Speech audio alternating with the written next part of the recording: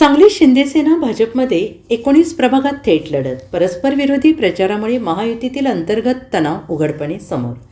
महापालिकेच्या निवडणुकीत यंदा सत्ताधारी महायुतीतील घटक पक्षांमध्येच थेट संघर्ष पाहायला मिळत आहे. भाजप, शिंदेसेना आणि राष्ट्रवादी काँग्रेस, अजित पवार गट हे तीनही पक्ष केंद्र आणि इतर राज्यात एकत्र सत्तेत असले तरी प्रत्यक्ष निवडणुकीच्या रणांगणात मात्र हे पक्ष एकमेकांविरोधात ठाकले आहेत. बहुतांश प्रभागांमध्ये महायुतीतील घटक पक्षांमध्येच थेट लढती होत असल्याने निवडणूक अधिकच चुरशीची बनलेली आहे. आणि विशेष म्हणजे शिंदेसेना आणि भाजप यांच्यात तब्बल 19 प्रभागांमध्ये थेट सामना होतो आहे. दोन्ही पक्षांकडून ताकदीचे उमेदवार मैदानात उतरवण्यात आलेले असून परस्पर विरोधी प्रचारामुळे महायुतीमधील अंतर्गत तणाव उघडपणे समोर येतो आहे.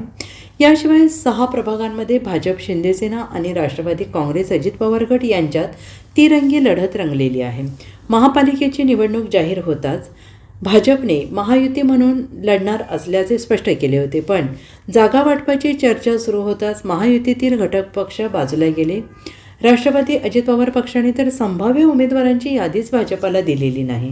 शिवाय जागा वाटपाच्या चर्चेला राष्ट्रवादीचे पदाधिकारी आलेले नाहीत. त्यामुळे राष्ट्रवादी स्वबळावर लढणारे हे स्पष्ट झाले होते. पण भाजपने शिंदेसेना, जनस्वराज्य आणि रिपाई या पक्षासोबत जागा वाटपावर चर्चा केली, पण जागा वाटपाचा तिढा सुटलेला नाही. अखेर शिंदेसेना महायुतीतून बाहेर पडली तर जनस्वराज्य जागा देण्यास भाजपाने असमर्थता दाखवली.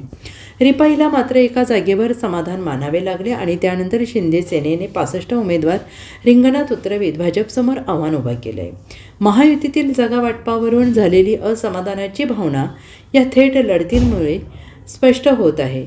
स्थानिक पातळीवरील इच्छुक उमेदवार, गटनेते आणि कार्यकर्त्यांच्या दबावामुळे पक्ष नेतृत्वाला अनेक ठिकाणी समन्वय साधता आला नसल्याचे चित्र स्पष्ट आहे.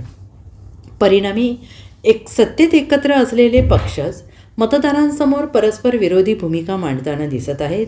या अंतर्गत संघर्षाचा फायदा विरोधकांना होणार की महायुतीतील पक्ष आपापली ताकद स्वतंत्रपणे दाखवणार, याकडे राजकीय वर्तुळाचे लक्ष लागलेले आहे.